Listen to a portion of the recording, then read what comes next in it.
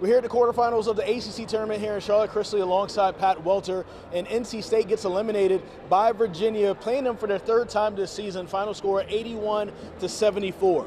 We'll get into the meat of all the game, what happened, and our analysis. But first, something that happened after the game, and something that you quietly put to bed, of course, before the game. The rumors about NC State head coach Will Wade potentially going to LSU. Those rumors are mostly on the LSU side.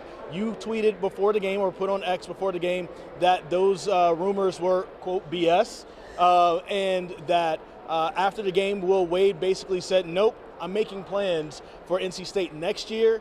Put this to bed. I will be in Raleigh. Look, you take anything a coach says to you with a grain of salt. Yeah. Especially about their own job status. But I think what we know from the NC State side, from what Will Wade said in pressers, that these rumors are false. And let's start with where these rumors even came from, which is basically message board fodder that is kind of percolated.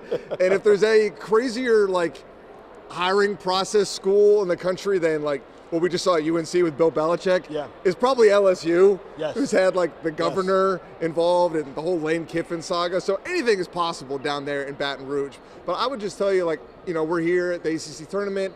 All these schools are here. I was talking to different members of the staff and NC State's, just administration, and just one person told me that outright it was total bull, and that this particular person was making pretty serious life plans, and Will Wade is talking about the plans he's making. This is a quote from his answer. I've already met with our administration about next year and some of the changes that we need to make and some of the things that we need to do to put this program where it deserves long term. Fast forwarding ahead a little bit here, we're going to win. We're going to win big at NC State. That's what we're going to do. That's what we're going to do moving forward. We have the resources we need. We have what we need. It's on me and my staff to get the job done. And just so folks, know where it comes from, just in case you don't know, I believe Will Wade was fired from LSU in 2021, 2022, around that time. He was there and left a great impression with a lot of the donors, a lot of the folks who worked there at LSU. He was fired for essentially things that are legal now in college basketball and college sports in general, which is, giving players money to come to your particular school.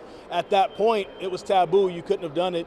And then he ended up getting in trouble for that at LSU. But he left a great impression. There were rumors that there were LSU donors who would help him out with NIL here at NC State. And now that LSU has an opening, of course, those rumors are starting up on the LSU side. He put those to bed. NC State almost put the Dragon to bed in Virginia. They came out in that game with, I think, a really good game plan to help mitigate their lack of size. I mean, Virginia is big on that front line, and NC State is not a very good rebounding team this year. They came in, they attacked the paint. I think in the first 10 minutes of the game, they'd only attempted 3 threes. They averaged just under 27 per game.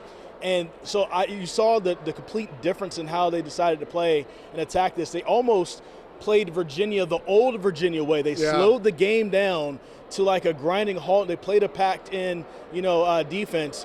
And they kept Virginia, very close, for a lot of the game. And it was really a 9-0 run in the middle of the second half that pulled Virginia away for good, and then they ended up getting the win. Yeah, and it's a credit to Virginia, who Wade has been very complimentary of, basically said that them and Duke are in a tier above everyone in this conference, and I think that's what we've seen for the majority of this season. But yeah, I mean, compared to where we were 2 weeks ago with NC State talk to where we are now, the way things were ending, maybe some NC State fans wanted Will Wade to leave the way the season was ending, and now, this guy can't go anywhere. I mean, you see it. I mean, it's March. He's a March coach. Yes. He took McNeese to the Sweet 16 last year, and I just thought today was a coaching clinic by the Wolfpack. Yes. I was talking to people before the game. They were all super optimistic about their game plan, and we saw it play out where you just kind of broke it down, and Kadir Copeland explained it to us as well.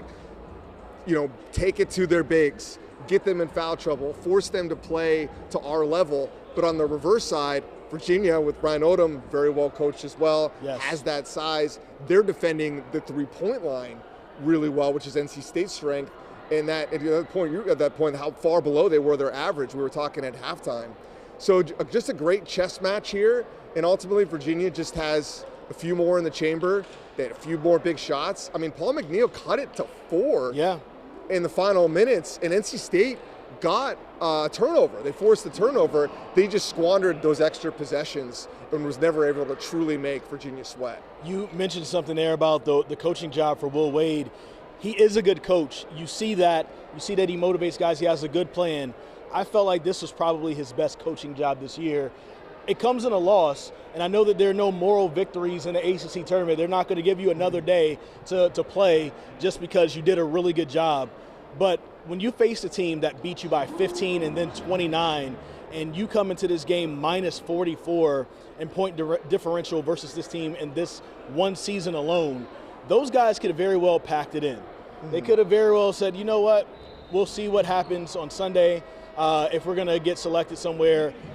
It's been a good season, guys. We got paid our money for NIL. Let's just go home. And that's not what you saw on the court. That's not what we heard in the locker room after the game. It really felt like those guys were determined to play another game. They feel like they've taken another step themselves, and they're excited to show that against some more competition if they do get a chance to play next week in the NCAA tournament. That's one of the things that really stood out to me. Will Wade, really wants his team to put up volume threes.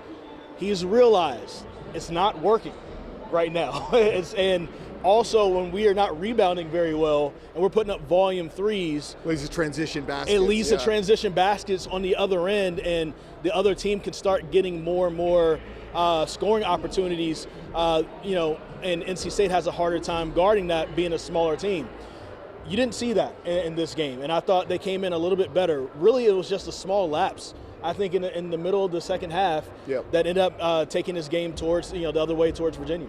Yeah, I'm filming the game baseline, and that moment we were talking about I think it was number 5 on Virginia. I'm losing his name at the moment. He just hits a wide open 3. Yeah. And all game he was doing that. And Wade, I saw him just, how many times are we going to leave that 3 open?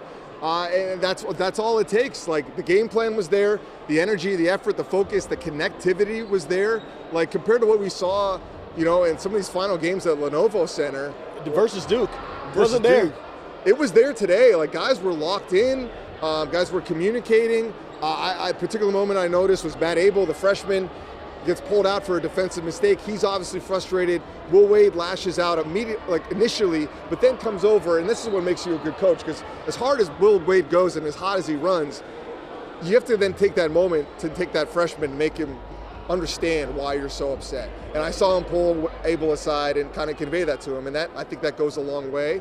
I think Abel was great in their opening round win here, and then I thought Paul McNeil was great in this one with 26 points and nearly got them, pulled off the upset. Yeah, Paul McNeil stepped up big time in a lot of games this season, and this is probably the best one because it was against the best competition in Virginia since they're a top-ranked team.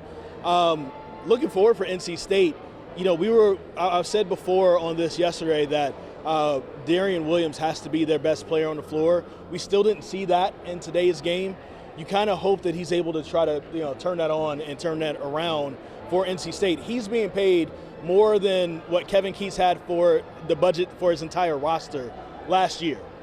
So, you hate to bring this up when it comes to college players, but it's the reality now. You're paid to come in for a job, and you want him to kind of step it up and kind of help take over. Quadir Copeland didn't have his best game after having 24 versus Pitt, but he played very hard. He kind of took the blame on himself after the game because there was a lot of shots that he missed right there at the bucket.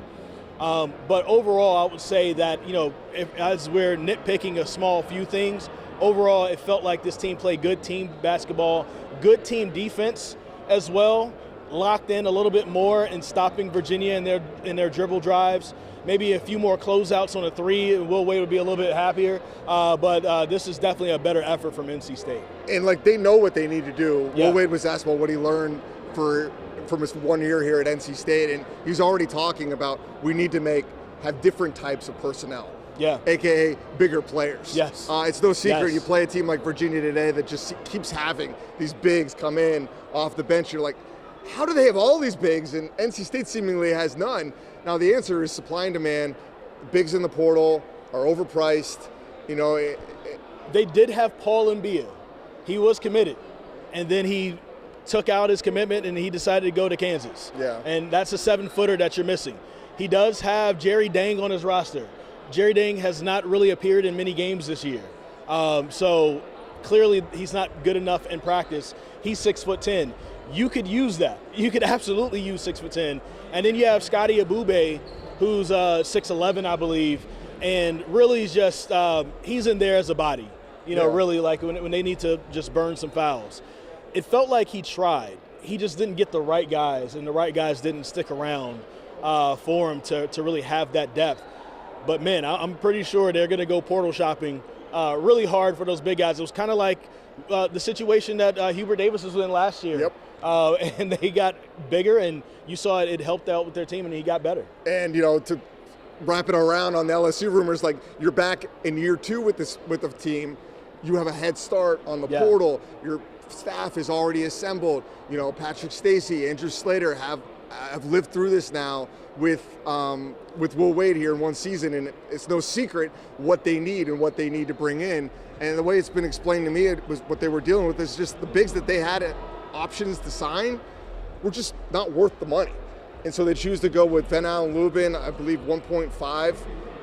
And I think you got a pretty good value out of him in your one season. Yeah. And you have your other shooters. Obviously, Darian Williams didn't live up to the hype that he had. But, I mean, they're not playing with the same deck that UNC and Duke have. They don't have the same margin for error. I think Boyd came here expecting one number, got another.